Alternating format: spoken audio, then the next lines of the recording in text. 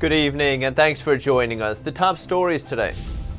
All 50 states are facing a budget crisis following the pandemic. Now they're weighing cuts in basic services to balance the budget. We see what options the Federal Reserve still has to help the economy, now that it's set its interest rates at 0%. The US is considering banning Chinese social media apps, including TikTok. The popular short video app was recently banned in India. And Deutsche Bank is fined for its ties to Jeffrey Epstein. It'll pay New York's banking regulator $150 million. Latest government data confirms economic activity in all 50 states fell sharply in the first quarter.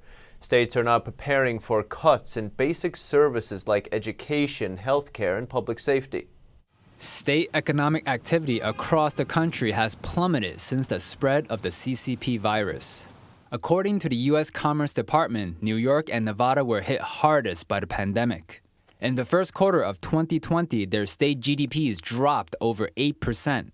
Michigan and Louisiana were not far behind with over a 6% drop. No state economy posted a gain during that time. According to the Tax Policy Center, state governments could lose a combined $200 billion by next July. Every state except Vermont is required to balance its budget. States are now facing tough choices to either raise taxes or cut services to healthcare, education, transportation, and public safety. State and local governments have already laid off 1.5 million jobs in the second quarter. To help the economy recover, U.S. lawmakers passed the $2 trillion CARES Act back in March. Congress is planning to resume talks for yet another virus relief package later this month. So with the economy still hurting, I wanted to check in with FX Street's Joseph Trevisani. I spoke with him earlier about the Fed and what tricks it may have up its sleeve. Here's what he had to say. Joseph, thanks very much for coming on. We've been listening to some economists and also some of the big banks, and they've been hinting that the Fed will possibly need to take more action before the end of the year. But I was wondering, with interest rates still at 0%, what can they possibly do? Well, you know, the Fed is not just targeting the Fed funds rate, which, as you say, is already 0 to 0.25%. And they can't really do much when they've said they don't want to go into negative rates as the Europeans have. But they can and have been targeting the commercial rates, essentially, that are set in parallel with the 10-year and the 2-year and the other Treasury rates. And those they can control to some degree, to a very large degree, by entering into the market, which they're doing. So when they buy bonds, they buy the 10-year, they buy the 2-year, and other durations, they force the rates lower, and commercial rates tend to follow. So that's what they will do if they want to move rates lower. Because after all, what they're trying to do is make an impact on the economy. And for the economy, it's commercial rates, lending rates, mortgage rates that are most important. And those work in tandem with the Treasury rates, which they can lower. And is this what they called yield curve control? I've been reading about this recently, or is this a separate concept? Well, no, it's really the same concept, except the yield curve control talks about doing it with longer rates. But for my mind, whether you target the 10-year and that helps to lower the 30-year mortgage rate, which is the most common mortgage rate here and helps the housing market, I don't know that you would really think of going in and doing a 30-year bond and trying to work there. I think more often they work in the 10-year and the lower rates, which are, of course, the most liquid and the most cited race when it comes to commercial rates. And have we seen this? I know that in the housing market there has been a lot of demand, even during the pandemic, for mortgages. Yes. Do you put this down to these actions by the Fed? I do think so. I mean, 30-year mortgage rates are at an all-time low. So if you're going to buy a house, then this is a very good time to buy it. And although many people are out of work, my guess is that since the unemployment really impacted people on the lower end of the wage scale first, that those are not people who are going to be buying houses immediately.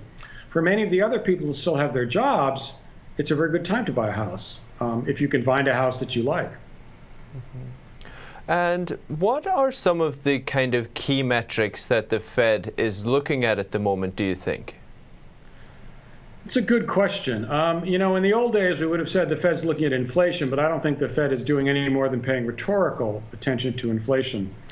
What they have focused on and what Chairman Powell has repeatedly cited have been the unemployment figures and the employment figures. When, before the pandemic, almost every time that there was a Fed meeting and then the chairman had a news conference, you would hear about the low unemployment rates for African Americans, for Hispanics, and for overall rates. So I think that is what their biggest focus is, and I think that's still true. They have to be encouraged, and they said that they were. I mean, the Fed chairman said that the May unemployment numbers, or the May non-farm payroll numbers were one of the biggest surprises he's ever seen.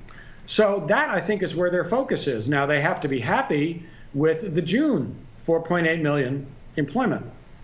Whether that continues into July, I think, will be the biggest surprise and the biggest question that they have. Joseph, that's a great update. Thank you so much for your time. We'll keep an eye on the Fed's updates from here on in. Thanks so much. Thank you very much, and thank you for your patience. U.S. markets were down on Tuesday after the rally on Monday. Banks and companies that rely on consumer spending led the slide. The Nasdaq outperformed the other two major indexes and hit another record intraday high before closing about 90 points down, or 0.8%. The Dow fell nearly 400 points, or 1.5%, and the S&P 500 lost about 34 points. It's just over 1%. And real estate data firm Corelogic expects home prices will start to fall soon. It predicts a 7% drop by May 2021. That would be the first annual decline since 2012, almost 7 years. And as we talked about earlier, the housing market surprised economists by rallying in the midst of the pandemic. Record low mortgage rates likely the cause, and home prices are up almost 5% in the last 12 months. But Corelogic expects high unemployment to dampen demand, and it predicts prices will start declining by the end of this summer, especially in hard-hit metro areas. And news out today that Europe's economic woes could be worse than anticipated. So we spoke with Daniel Lacalle earlier to get his thoughts. Lucky guys at his Spanish beach home. So, Daniel, thanks so much for joining us. You've been keeping up to date with the Eurozone's efforts to make our way through this crisis. You feel that maybe it won't recover quite as fast as the United States. Is that correct? Yes, I think that it's going to be a very, very long and difficult process for the Eurozone to recover the GDP of 2019. If we look at what is going on in the employment sector, I think that one of the most important factors is that the Eurozone has been able to reduce the levels of official unemployment thanks to the schemes that are a subsidized jobless scheme. However, that is almost 40 million people within these schemes. And what I think is going to be very difficult is to recover those jobs in the way in which they were in 2019. The Eurozone, let's remember, was already in an important slowdown in both 2018 and last year. So the recovery is not going to be as dynamic and productivity driven as, for example, that of the United States. It has significant challenges, starting with the lack of technological leadership. Also, a very bloated government spending that is making it more difficult for the economy to come back as it was in the years in which the Eurozone was growing at about almost 2%, and the aging of the population. That is also a factor that will hinder the ability to grow as much as in the past. And you mentioned government spending as something that might slow down the recovery, but of course, we've seen a lot of it during the crisis as well, right? Absolutely. It's usually we hear that government spending is going to boost growth, is going to help the economy come back quickly. However, in countries like the European Union countries, in which the level of taxation is already very high, increased government spending usually means higher taxes afterwards. So usually what we see, for example, is that European citizens, fundamentally households, take decisions of consumption in a completely different way. And they're increasing savings.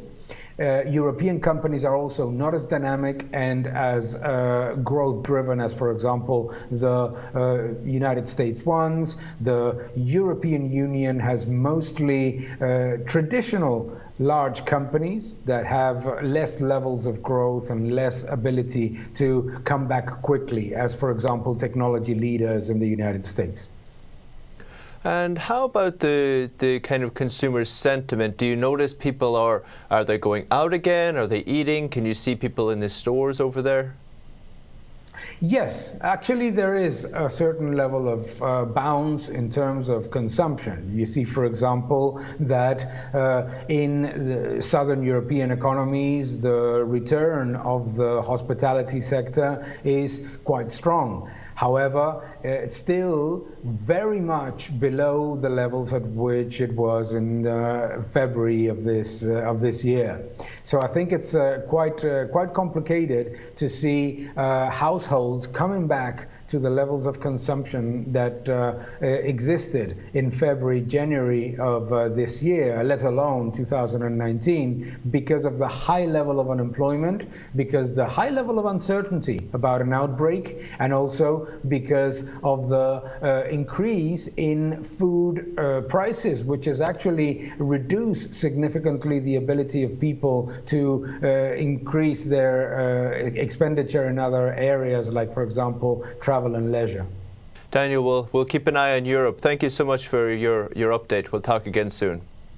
Thank you very much.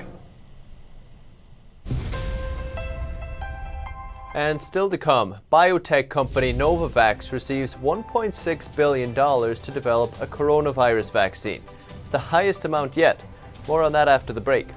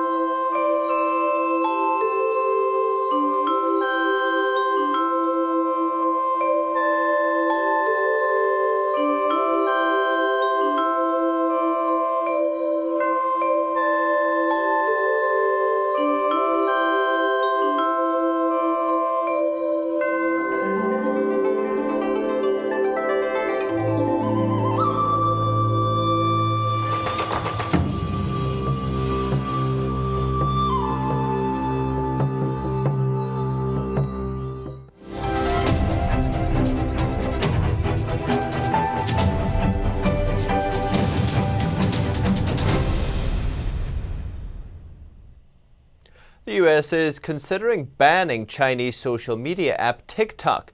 It comes after TikTok was recently banned in its biggest overseas market, India. Could cost the company billions of dollars. Secretary of State Mike Pompeo said Monday the United States is looking at banning Chinese social media apps, including the popular short video app TikTok.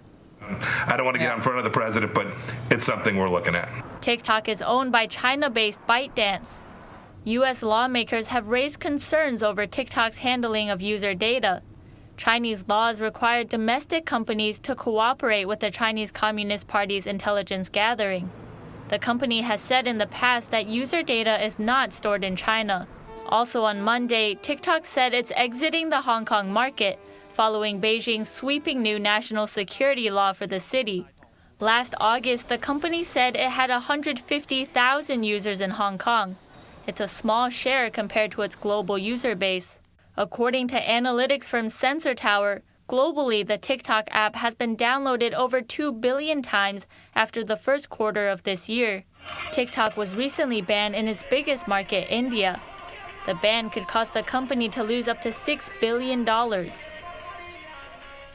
And Deutsche Bank will pay $150 million for its dealings with registered sex offender Jeffrey Epstein.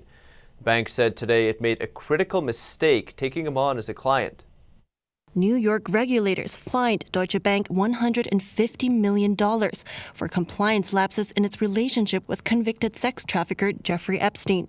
The settlement is the first regulatory enforcement action against a bank for dealings related to Epstein.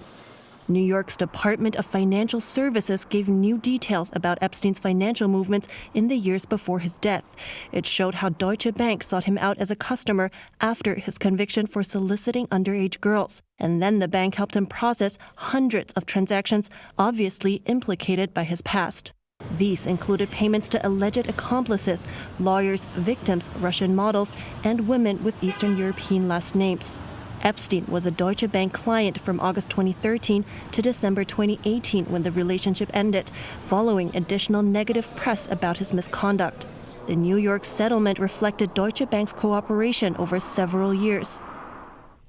Biotech company Novavax received $1.6 billion for its development of a COVID-19 vaccine. It's the largest award yet from Operation Warp Speed, the White House program dedicated to the development and distribution of a virus vaccine. The White House's Operation Warp Speed has given out its biggest CCP virus vaccine funding yet, $1.6 billion to biotech company Novavax. The money will be used to produce 100 million doses of the vaccine by January or February next year. It will also cover the cost of running phase 3 trials, the final stage of human testing. This could begin as early as October. But it puts us at a scale where we can make, perhaps in the U.S., 500 plus million doses next year. The Maryland-based company previously developed vaccines for other coronaviruses, including SARS and MERS, as well as for Ebola and influenza. So the platform's been used. People recognize that it's safe. They recognize that it's been effective in other disease areas. Novavax shares have risen as much as 41%. It's one of several companies to receive federal funding. Regeneron says it signed a contract with the federal government to develop a COVID-19 therapy. The contract is worth $450 million. It's the first time the agreement was made by the Trump administration to support a therapy. Regeneron's cocktail contains an antibody made by the company and another isolated from recovered COVID-19 patients. Rivals Eli Lilly and AbbVie are also pursuing antibody treatments for the disease. Initial doses could be ready as early as the end of the summer. Shares of Regeneron went up over 2% on Tuesday. They've risen almost 67% so far this year. And coming up next, Walmart is reportedly close to launching its own membership program to compete with Amazon Prime. Find out how much it'll cost after the break.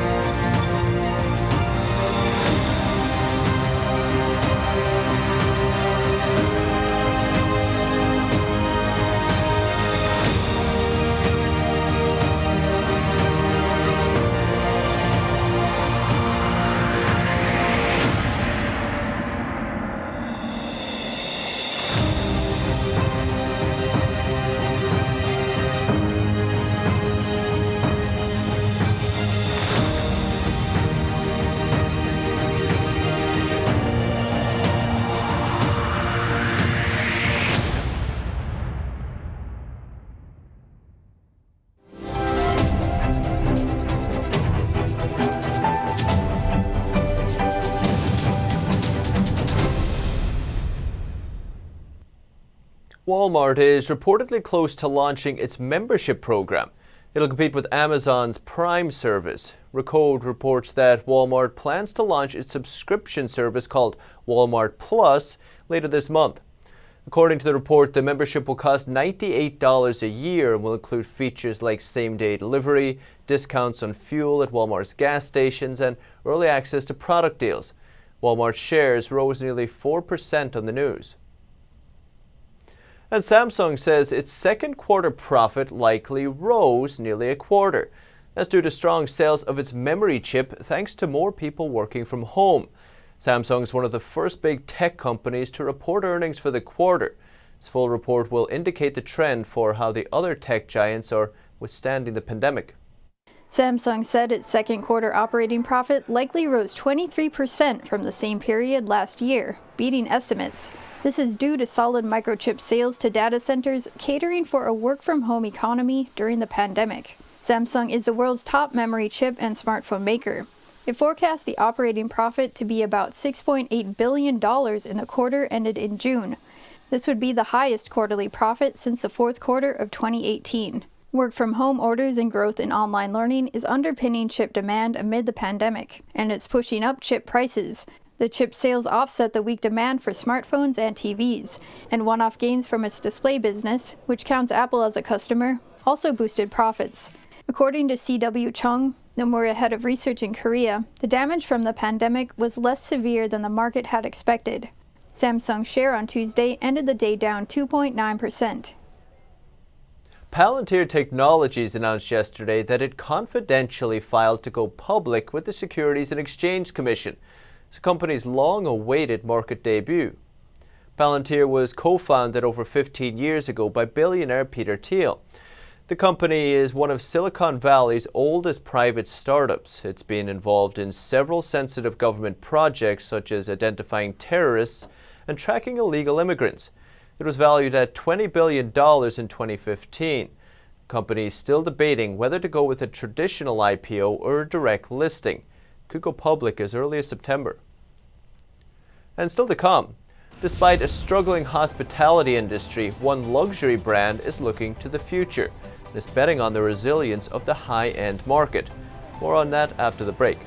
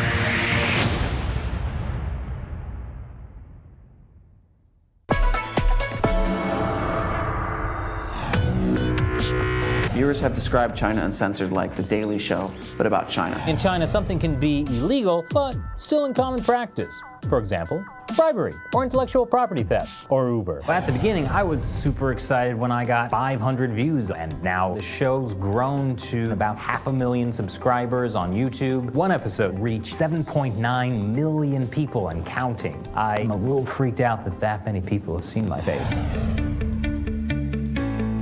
Hey, have you heard of China Uncensored? It's starring me. It's more and more obvious that China is having a major influence on the U.S. Hey, have you heard of China Uncensored? 中国揭秘. In 5 years, I see China Uncensored as the only show on TV or the internet. It will be the sole source of edutainment worldwide. Have you heard of China Uncensored? Yeah, I have. You actually have? He's heard of China Uncensored. I love China Uncensored.